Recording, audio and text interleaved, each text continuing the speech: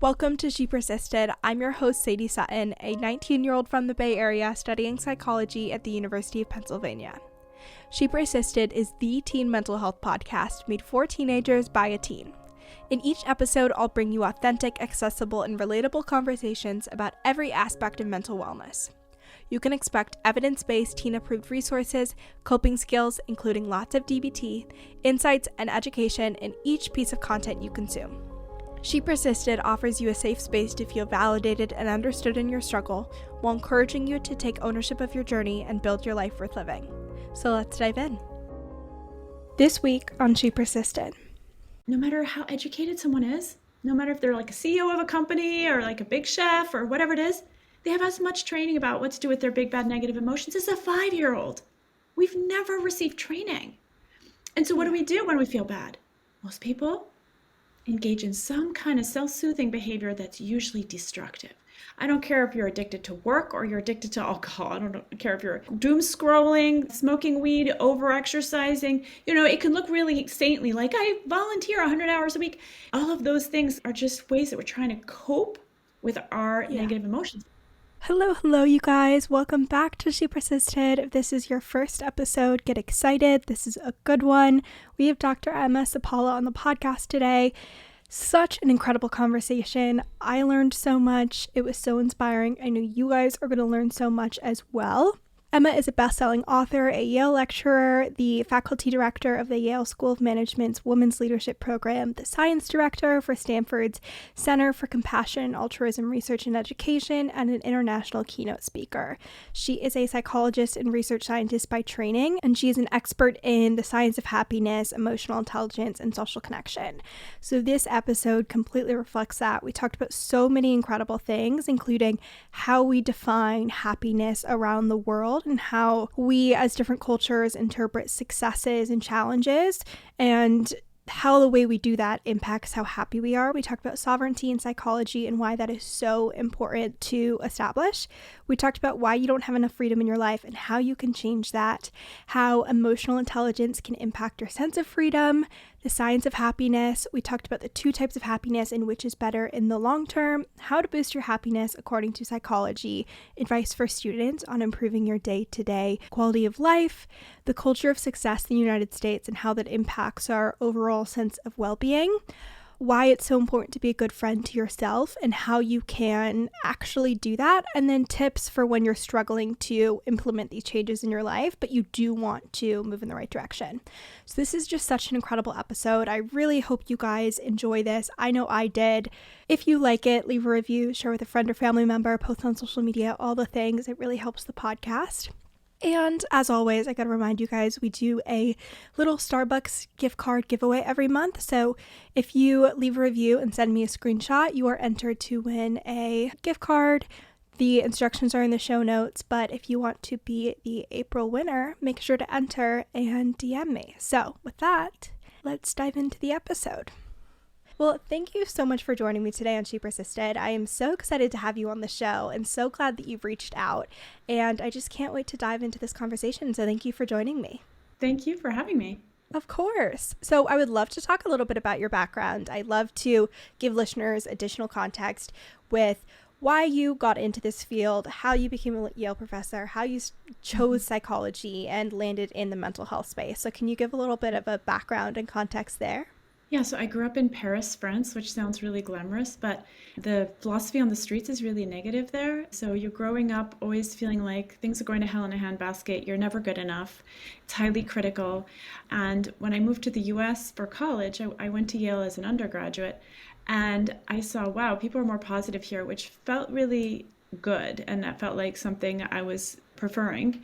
But then in the US, I saw people working so hard. They were working themselves into the ground. There's this belief that I am what I do, and if I don't do successfully, then I don't have much worth.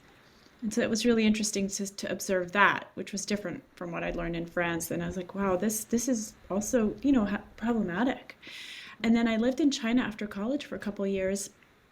And there I saw people who had absolutely nothing but were grateful for everything and so resilient and so much joy and energy. And I realized, wow, like our mental health and well-being has much less to do with our external circumstances as it has to do with our state of mind. Like in France, people have everything. Like they have lots of vacation, free healthcare, all this great stuff, and they're not happy.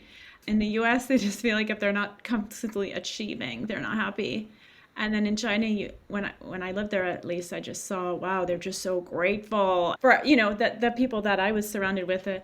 And I just realized, the quality of our life depends on the state of our mind. And that's actually really freeing, because it means that no matter what craziness comes your way, and I think on the globe, we're seeing so much craziness, both on the global level, but also in our own lives, how much craziness comes your way, there are ways for you to be resilient right here, right now, regardless. And that gives me hope. And that's why I went into psychology, did a PhD in psychology, and then did research on ways that we can make ourselves feel better and have that resilient state of mind that we want to have, so we can face life at our best potential, as our best self. So I did research on things like meditation and breathing and things like that. I can go into that, but I already have a question before we dive into your books and your specific research and work, but having been in all of those different contexts and viewing all these different ways that people coped with their lives and kind of interpreted their surroundings, was there a narrative that was most effective, like a way that people attributed their challenges or the good in life that you were like, this is the way to do it, even if it was like a blend of multiple cultures? I love that question, blend of multiple cultures.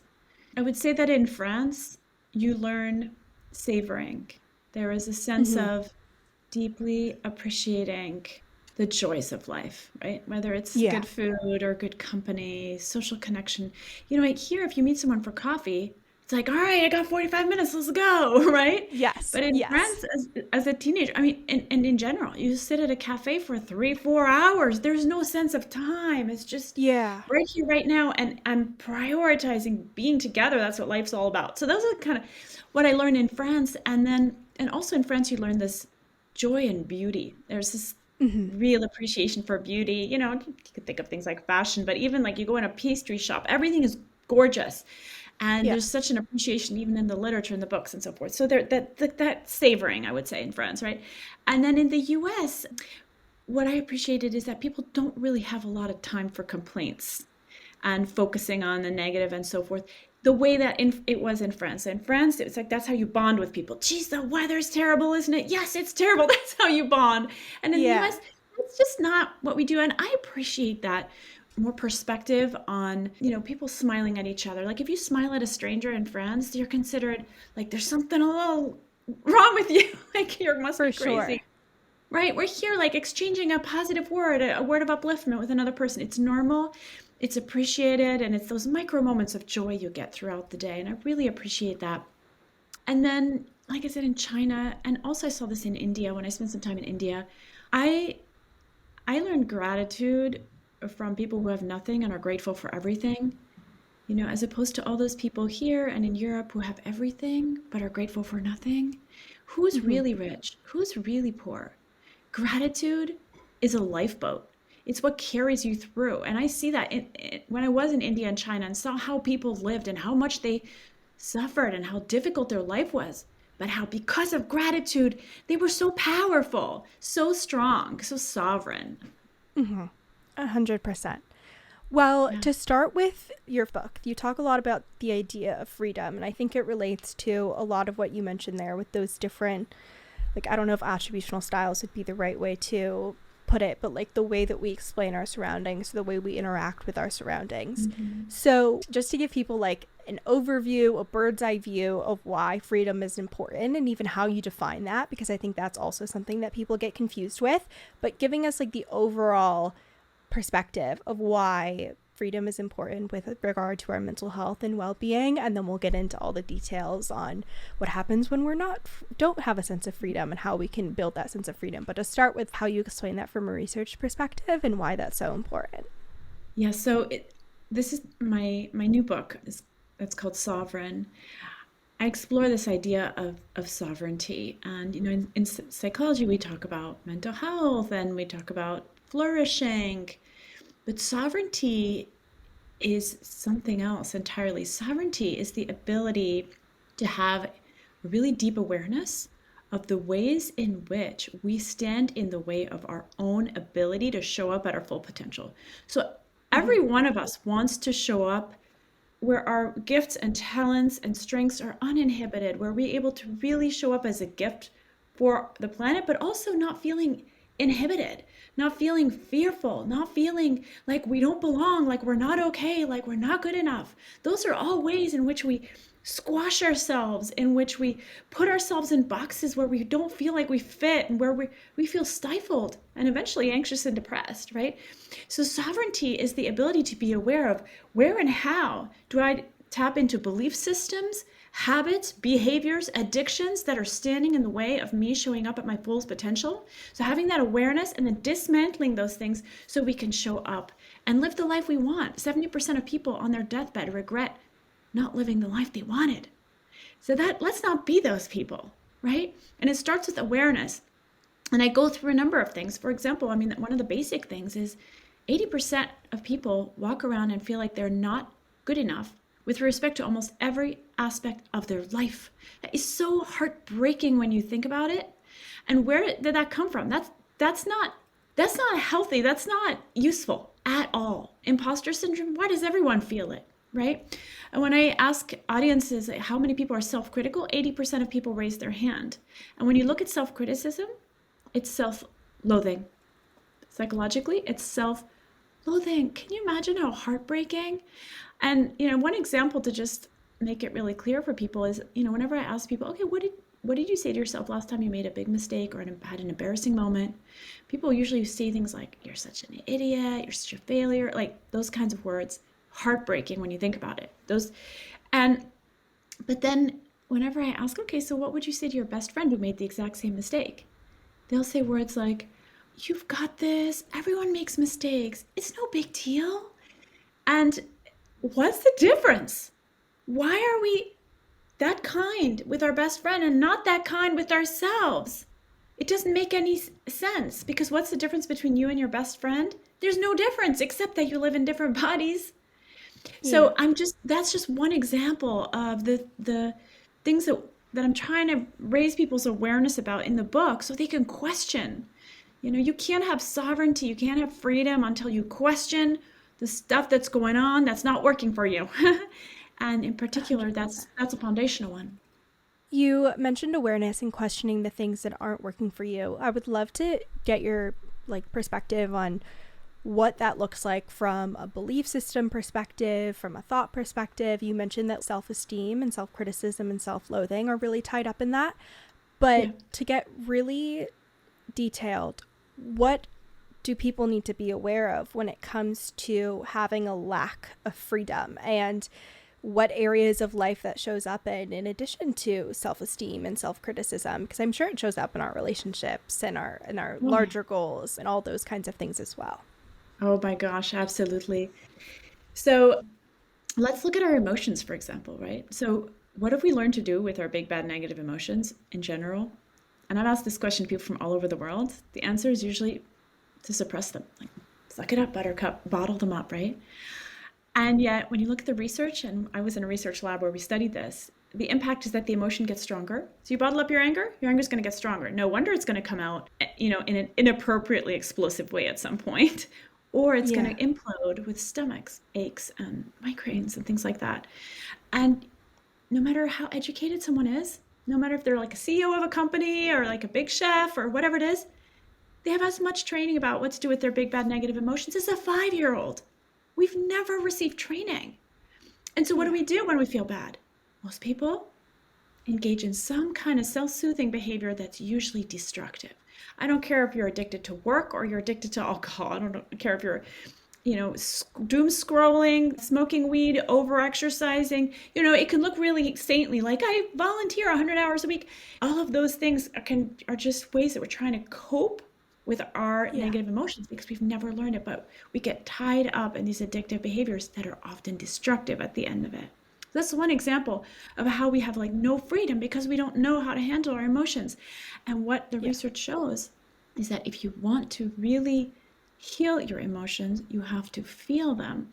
And if you look at a child is angry for a couple minutes, and then it's over. They're so angry, and then it's over. Why? Because emotion is energy in motion.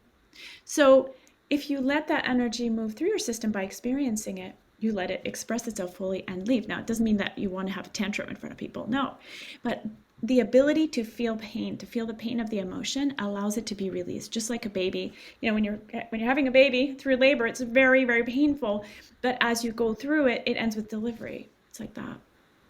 Would you say that the way that you cope with emotions and your relationship to them is what is most essential when it comes to your sense of autonomy? Or is it also the thought process and the actions that you take? Like, is there almost an order of operations that you recommend people take when it comes to dealing with challenges that arise that set them up for success when it comes to feeling free and not pressured and brought down by these emotional experiences? Yeah, there's two things. First of all, you can cultivate your nervous system so it's more resilient before you experience your triggers, so that your triggers are less triggering. And ways to do that are, meditation practices. But for a lot of people, meditation practices can seem so foreign and challenging. I know that for myself. I had very high anxiety. I was in New York City during 9/11.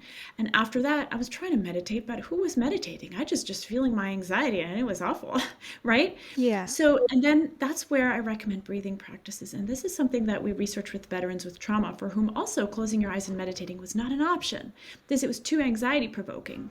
Breathing practices, and we studied a breathing practice called sky breath meditation, which is offered through a nonprofit called Art of Living, that conditions your nervous system for greater calm. And it's about a 20-minute practice that you do every day. And just like you would go to the gym and condition your muscles to be stronger, here you're conditioning your nervous system to be more resilient. And that's what we found, and my colleagues have found in their studies, is that when you practice this breathing technique every day, then when you are in a stressful situation, like sitting in a room and being told you're going to be going up on stage and giving a speech now, you're going to have less of a stress response. So that's one thing that I highly recommend. And I wish I had learned earlier in life. I learned it at 24, and I was so sad I hadn't learned it earlier. And now that I'm, 46, I'm like, oh, wow, I was so lucky I learned it at 24. Some people are learning it now. And they went through their whole life without having, these tools. So I highly recommend learning that. And you can actually learn it as a teenager through, it's called Sky for Kids or something. Yeah, Sky for Kids. Perfect. But yeah, so that's one thing. I mean, and I really wish everyone had this, because it also helps with trauma. So even let's say you have childhood trauma, imagine if you could take care of that early in life, like when you're a teenager or when you're a young adult, right? For It sure. sets you up for resilience. So that's 100%. one thing. And then the other thing is, in the moment, what do? You're triggered, right?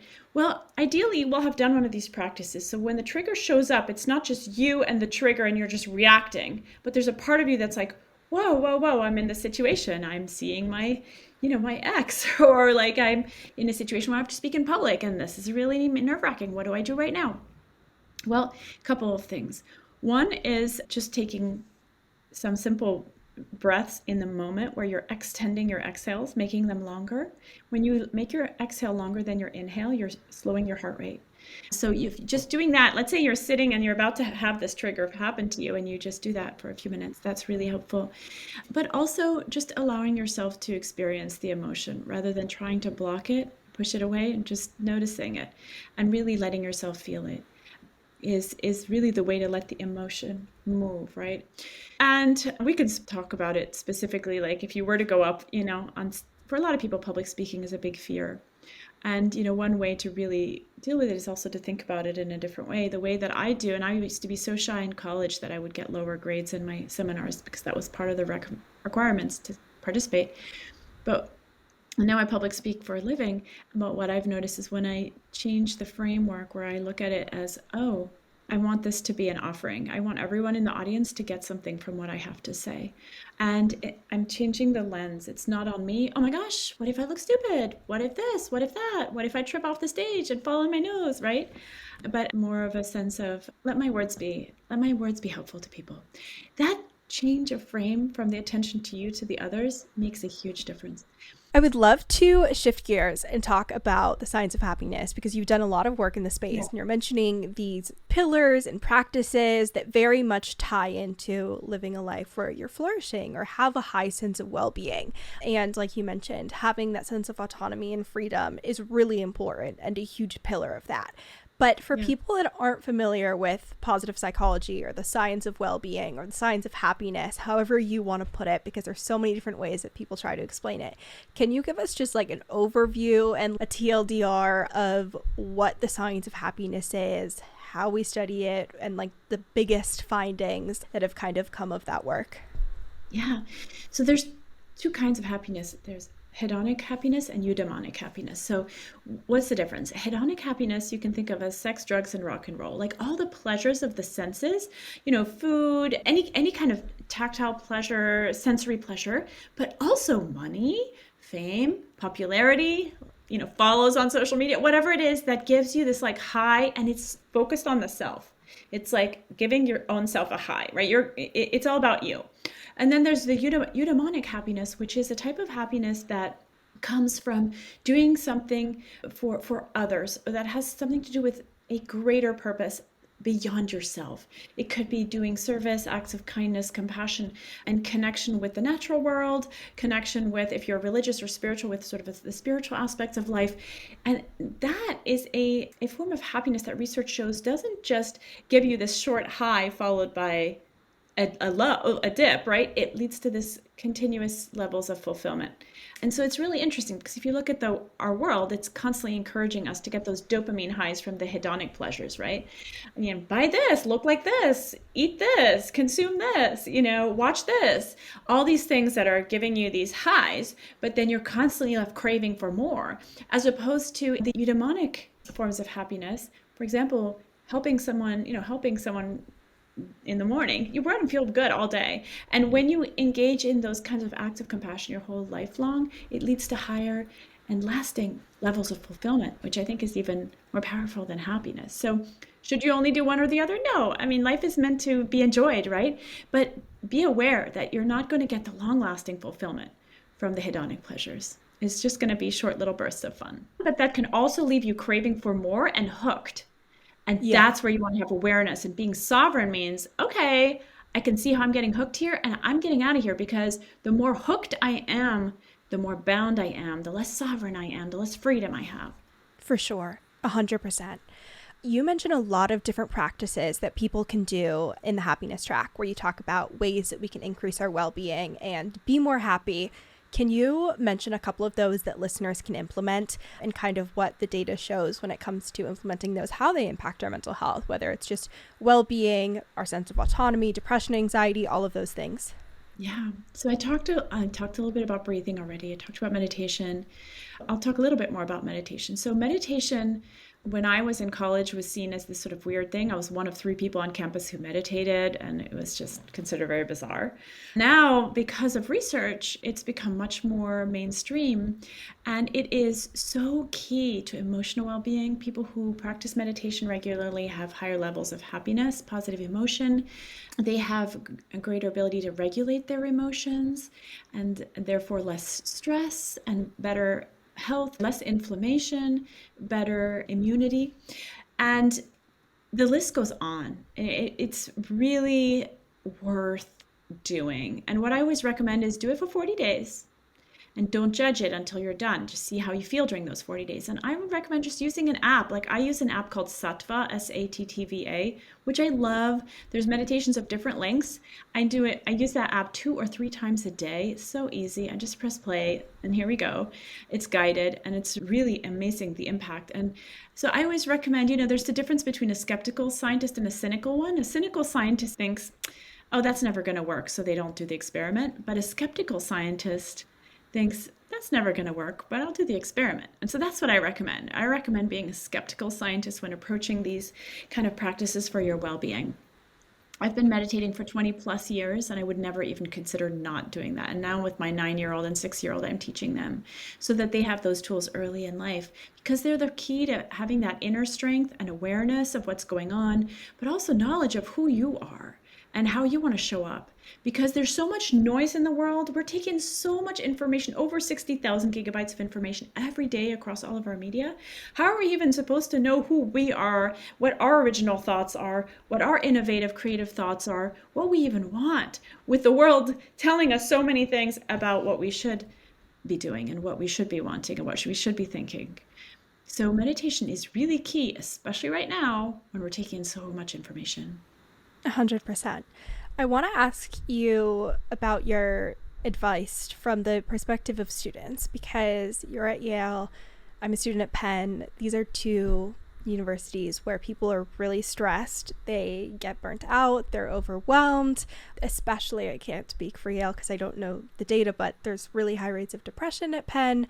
Students struggle, and it's this really interesting phenomenon because you have this element of like you're striving, you obviously are succeeding in your academic pursuits, you have these really large goals for yourself, but there's not enough of that balance when it comes to emotional well-being and mental health. And so if you were to speak to your students and speak to college students and kind of give them advice on what they could do differently and what you wish they did to set themselves up for success, because you're in it, you interact with them, you see kind of how they talk about these stressors and balance certain things and what's being prioritized. How do you wish that college students approach their lives and stress and academics to set themselves up for success when it comes to not just their academics, but also their emotional health and well-being? Thank you, because I teach this to my Yale undergraduates too, is Yeah. that if you want to be as successful as you possibly can and as happy as you possibly can, because the two actually are going to go together, then the key is to take care of yourself. And you know what? That stands on its head everything you've probably learned. Because and I remember one of the undergraduates who was especially brilliant in my class said, that makes no sense. I got here by basically killing myself on the way here, and that's why I'm so successful. How in the world would taking care of myself help me show up better than I already am? And I said, don't believe me. It's what the science says, but don't believe me, don't believe the science, but do the experiment. And so for 1 week, he took care of himself. He got enough sleep. He took time out. He went out into nature, which is an incredible well-being booster. He didn't overdo it. And he meditated. He did his breathing. He ate well. And he came back after a week and he said, I spent all this time doing self-care, doing time off. I remember him telling me I was stood on the roof of my dorm and was just looking at the birds and spending time relaxing. And he said, I got more done more quickly when I was actually working than I ever have before. And it was such an eye-opener for him. And what the research shows that if you want to make the best decisions, if you want to show up with emotional intelligence, with creativity, with good levels of focus and attention and memory and cognitive skills, the best way for you to do that is to take care of yourself in the process, is to focus on your rest, is to focus on your well-being, on your mental health, on practices like meditation, on time spent with friends, on time spent with yourself, being kind to yourself. You're going to show up at your very best. But it flies in the face of what we've learned, because even adults are in go, go, go mode, and they think that's how they're going to get things done faster, quicker, drink more coffee, go, go, go. And yet research shows you are on a superhighway, but it's a superhighway to burnout. And when you're 18, 19, you may not realize it because you could do a bunch of sleepless nights and be fine. But believe me, it's a superhighway to burnout later. You don't want to burn out. There's so much you need to do on this planet. There's so much you have to offer. You want to be making sure that you're working in a way that's not just most successful for you, but also that's helping you be in it for the long ride. That's sustainable for you. Yeah. You mentioned that it feels like it goes against everything that we've been taught to prioritize our well-being and create that space when it comes to prioritizing your needs and taking time for your mental health. We started this conversation talking about like these different cultural norms that we hold and these different perspectives. Do you have any thoughts, whether it's anecdotal or like from what the research says, about why we hold that belief that being successful and being at our best means not prioritizing our mental health, and why that is so commonly believed, especially in these spaces where we're surrounded by research and we have common sense, it feels like, and we think that we're smart, and yet this thing that is so foundational and important is ignored, or there's just all these misconceptions around? Yeah, I mean, cultural psychology research shows that the US is very much influenced by the Protestant work ethic, which is this idea that you have to prove your worth, originally in the eyes of divinity, right? Prove your worth through Yeah. your work, right? So, but the US is also influenced by the immigrant world culture, which is pull yourself up by your bootstraps if you want to survive. Okay, so that's our history. So that is why the US is one of the most productive places, but it's also why the US identifies self-worth with productivity. That is not the case in France, for example, at all, which is influenced more by the Catholic religion and so forth. But religion and philosophy, that doesn't matter as much as what are the cultural ideas that are influencing us. And we know that those are the beliefs that we hold. And the truth is, if you go and burn yourself into the ground, are you going to be successful? Yeah, you're going to be successful for a little while.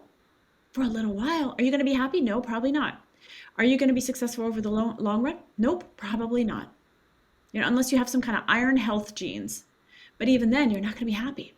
And you grew up in the Bay Area. I spent a lot of time on the Stanford campus and also in Silicon Valley, meeting people who are entrepreneurs, serial entrepreneurs. It's like, really, how many companies do you need to start until you're going to be happy? Start all the companies you want, be successful, but not if it's just internally seeking proof of your worth. So at Yale, which is so hard to get into, when researchers ask the students, what emotion they feel the most, you would think, oh, these people have gotten into the number one, or number two school in the world. They must be elated and like happy and, just proud. Maybe they feel those emotions. Nope. The emotions they feel the most are stressed and tired. And then when the scientist asked the students, what emotion do you most want to feel? What do you think they said? Probably happy or fulfilled, or like maybe the inverse of being tired and burnt out. So like at peace, content, something like that. They want to feel loved. I should have known that with all of my positive psychology classes I've taken. Yeah, but it's so shocking. Why are these people burning themselves into the ground? Why are everyone in Silicon Valley doing that? Why are most people doing that? Why are the professors at these universities doing that? Because they are trying to prove their significance, because they think it will make them feel loved. But no amount of success or adulation from others is going to mend the hole in your heart that comes from a lack of friendship from yourself. Because as you burn yourself into the ground, that is self-loathing. And no matter how successful you get because of it, you will never be happy. Do you see that? I've seen it again and again, and I don't care how old you are, I don't care how successful you are. It's the same thing. And that is why, if you want to be most successful, first of all, the research shows you should take care of yourself, because you are going to have better cognitive skills and you're going to be more creative and innovative and so forth. But also you're less likely to burn out, and you're going to be happier. You're going to live a life where you're happy. And I think if the last couple of years have shown us anything, is that life is so fleeting. We could go tomorrow, and it doesn't matter how old you are. It's like, how are you going to live it? Like, imagine if you die and then you look back on your life and you're like, oh shoot, I spent the entire time just burning myself into the ground for no reason because I thought it would make me feel loved. What a waste of a life, right? Yeah. Not to get depressing, but like, we got to think about this stuff because we're not guaranteed anything. Yeah. You mentioned the path forward and like the path to the thing that's essential in that journey as being a friend to yourself. We talked about the behaviors that are important to prioritize when it comes to our health and wellness. But what exactly does that mean, especially with how you talk to yourself and how you navigate these changes, being a good friend to yourself? Absolutely, Sadie. I used to hear this like love yourself stuff, and I was like, what the hell does that even mean? Like, what? But this is how I break it down, because I think you got to make it really concrete. So how people often ask themselves, am I good enough? Right? Am I good enough? People often ask that. Okay, we're going to flip that question into what is good for me right now? What's good for me right now? So just making it a habit of asking yourself this question a couple times a day. What's good for me right now? What do I need? What do I want to do? I want to go like doom scroll for 3 hours and then go and last minute study for my test tomorrow.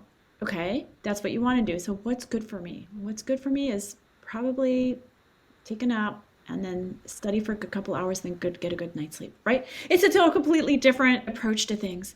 But it's concrete. What I like about this, it's concrete. Physically, what do I need? Oh, maybe let me just close my eyes. What do I need? Oh, shoot, I haven't had breakfast. Like, maybe I should eat breakfast, or I'm tired. I need a rest. Or I haven't been outside. I haven't seen sunlight. Let me go do that, right? Just these concrete, I need to eat something healthy. Asking yourself those little, very pragmatic things about what does your body need? But sometimes it's also your emotions. Like, what do I need? I'm feeling really sad right now. And what am I engaging in? I'm engaging in like endlessly going through my, Instagram or TikTok, right? Yeah. is that going to make me feel better? No. What's good for me right now? Maybe right now I need to go lie on my bed and cry. And then it moves through you. And I'll share you one story about this, Sadie, if you don't mind. Yeah. So I had an eating disorder when I was a teenager. And then when I got to college, I still had it. And what I would do is that whenever I was upset, I would binge. Whenever I was sad, I would binge. So I told you meditation was really weird in college, and I didn't meditate at the time, but I had a crush on this guy, and he was going to this meditation thing. So I was like, all right, let me just go. So You're like, I also would love to learn about meditation. What are you talking about? Right? So I go there, and it's a Korean Zen, strict, no talking, no instructions. For 1 hour, I'm staring at the carpet. I'm just like, this is hell. Like, this is awful. I don't ever want to talk to this guy. You're like, you are so weird. I changed my mind. I changed my mind. I'm never meditating again in my life, right? So I got up from that meditation, and I noticed that I felt more peaceful, but I was like, I'm never doing that again. Okay, so I go back to my dorm. The next day, I'm feeling down, which I felt often in college. And I walk in my dorm room, and there's a pizza, and it's got all this stuff on it that I don't even like. But when you have that kind of eating disorder, it's like, I'm just going to binge on whatever, right? So I was like, oh, great, there's a pizza I can binge because I feel really low. And a light bulb went off in my head, like, hey, you always cry after you binge. Why don't you cry first, and then you can binge all you want later? That's the light bulb that went off. So I went on my bed, and I cried. And I cried all the sadness out. When I was done, I got off my bed, and I noticed I don't want to binge anymore. I had absolutely no craving. And you know what? That was the last day of my eating disorder, Sadie. And it was amazing because what happened is the awareness that my compulsive behavior, it could be an addiction, it could be anything, was in order not to feel. But if I let myself feel, I'm free from the addiction. I'm free from the eating disorder. I'm free from anything that gets me bound and addicted. And that's sovereignty. Yeah. I have a follow-up question, and I'm going to phrase it two different ways because I have a feeling the response will be the same. The first one that came up was, how do you close that gap between when you know what's good for you, but you're on that repeated pattern of doing what you want? And so how do you close that gap of, I know what I should do, but I'm not doing it? And then also this very similar, which is that I know that I should feel my emotions, and you've trained yourself for so long to do these other behaviors or engage in these addictions, obsessions, whatever you want to call them. How do you make that shift, especially when it's in the early days and you haven't formed that new habit and you're struggling with the action? It's like, okay, I know what to do, but how do I do it? Yeah. So I really do attribute meditation to helping me have that awareness, because before that, I would have the emotion, and then I'd have the compulsion, and there was no space. But what meditation does is it creates space. It creates space in your brain to have awareness. So I think that meditation is key to freedom. And that's something that you just make a habit. Like I roll out of bed in the morning, and I just, even my eyes are half closed, sit on the floor, put the damn meditation on, done, be done. Like, then just make that's your morning habit. You know what I mean? Yeah. Create it. Like, I'm doing it first thing in the morning. There's no excuses. Everybody's still sleeping. Put my alarm, 6 a.m. Okay, let's go. Let's do this, right? And if need be, just lie back down and go to sleep again after if you have to, But just making it, you got to make that a habit by making it very easy. Like, it's just the first thing I do. My phone is right there with the app is right there. My phone is not on. You can use the app and download stuff so it's on there without you looking at the rest of your phone. And so that's something that's like going to the gym, and your meditation could be 10 minutes. It's not a big deal thing if you think about how much time we waste every day. So anyway, there's that. And the other thing is that once I had that awareness, Sadie, I never binged again, because it's kind of like, I'm not falling for that again. It just can't happen. Once the awareness is there, you can't fall for it again. It's like, once the awareness is there that someone you dated is really bad for you, you're never going to fall for them again. Yeah. If you've really registered that they're bad for you, right? But the other thing is that every time, and so sometimes you may fail, right? Sometimes it's like, oh, today I had awareness. No, today I didn't have awareness, right? But the more you do it, the more you're building that habit. And the freedom that you feel, the freedom I felt after experiencing my emotion was so profound. I was literally handcuffed to the eating disorder, and my handcuffs were just taken off, which is amazing. And that in itself is addictive. Like, I'm addicted to freedom and sovereignty, and that's a good thing, right? And then the other thing you were saying, like, oh yeah, when you're stressed and tired, it is harder to be aware, and it is harder to have that willpower, right? So you want to make sure that you are sleeping. And that is something so many people skimp on, thanks to their phones too, because it's so easy to stay on there. Just have some rules for yourself, because when you have some discipline in your life around, okay, I'm going to bed at 9:30 every night, right? Whatever it is, that's giving you freedom. The discipline gives you freedom because you show up and you wake up, you're awake, I'm alert, I'm powerful, and nothing's going to take me over today. Do you see that? And then the eating the right kinds of foods too. Research shows that the more fruits and vegetables you eat, not only are you healthier and all that blah, blah that we've heard forever, it's good for your mental health. Did you know about this? Yeah, I had a nutritional psychiatrist on my podcast like 2 years ago, probably at this point, and it was the same thing. It has such a huge impact, and we're not generally aware of how powerful that switch is. Absolutely. So making those kinds of choices, and I know like when you're, busy and a student and there's not a lot of options available, it can be challenging, but it is so and also, you know what, when nobody else is doing it, when everybody else is drinking coffee and staying up all night and stressing out and everything, it just feels like, oh, I guess everyone's doing it, so that's what I should be doing. Don't fall for that. Just because everyone's doing something does not mean it's the way that you should do it and the best way for you to do it. 100%. Well, this was absolutely incredible. If people want to read both your books, continue to follow along, all of the things, you are also on social media. Where can people find you? Yes, so I am on most of the social media channels. I'm at the Happiness Track on Instagram, and I have a website called iamsov.com, like I'm sovereign, but it's iamsov.com, that has more information and links to all those things. And then my book, Sovereign, is coming out, and I really, with all my heart, I want Gen Z to read it because these are tools for them. I really see you as the future, and I want you to feel free on this planet that has so many temptations to not be free, Yeah. And yet we need you at your best potential. And Gen Z, we know from research, has the best values, really cares, and you're the hope for this planet, So I wish you sovereignty. I really do, from the bottom of my heart. Oh, I love it. Well, thank you so much. This was absolutely incredible. Thank you, Sadie. Thank you so much for listening to this week's episode of She Persisted. If you enjoyed, make sure to share with a friend or family member. It really helps out the podcast.